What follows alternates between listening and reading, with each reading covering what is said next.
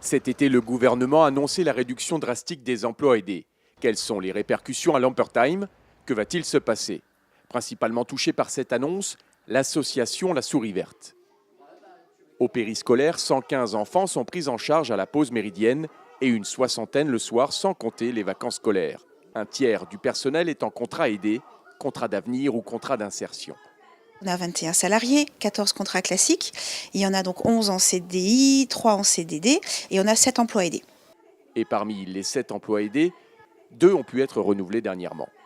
Le premier de femme de service parce que c'est une personne qui est au RSA et donc qui bénéficie des aides supplémentaires du conseil départemental. Et donc Pôle emploi a décidé que ces contrats-là étaient prioritaires pour des renouvellements. Mais c'est renouvelé que de 6 mois. Pour Manon, donc elle en emploi à venir, elle a renouvelé son contrat parce qu'elle est rentrée en formation qualifiante et que du coup elle va pouvoir aller jusqu'au bout de sa formation qualifiante en août 2019. Pour l'instant, la souris gère l'urgence, plutôt avec réussite, mais après, que faire? En 2018, 5 contrats aidés arriveront à leur terme. En 2019, les 2 derniers. Le 23 novembre, l'Assemblée générale de l'association a motivé beaucoup de monde. Les parents sont venus très nombreux, ce qui est super. Ils étaient vraiment très concernés, prêts à nous aider, prêts à retrousser les manches pour nous donner un coup de main pour sauver un petit peu la souris. La mairie était présente et très consciente aussi de nos soucis et prête à nous aider aussi, clairement, quoi. En janvier, des groupes de travail pourraient se former. Parents, animateurs, élus, enseignants, ATSEM, tous sont concernés. Objectif, réinventer peut-être le fonctionnement de la souris verte pour plus d'efficacité. La mairie est consciente des soucis de la souris verte par rapport à ces contrats aidés et nous serons en soutien à la souris autant que faire se peut pour leur aider dans ces démarches.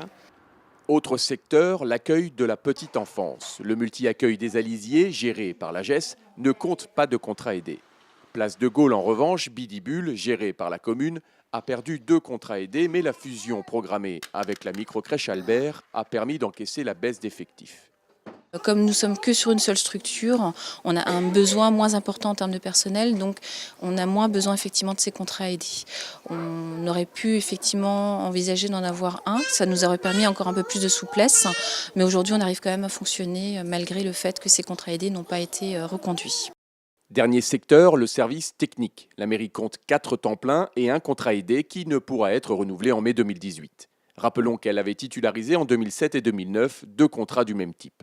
En attendant d'autres annonces du ministère du Travail, voilà la situation à Lampertheim.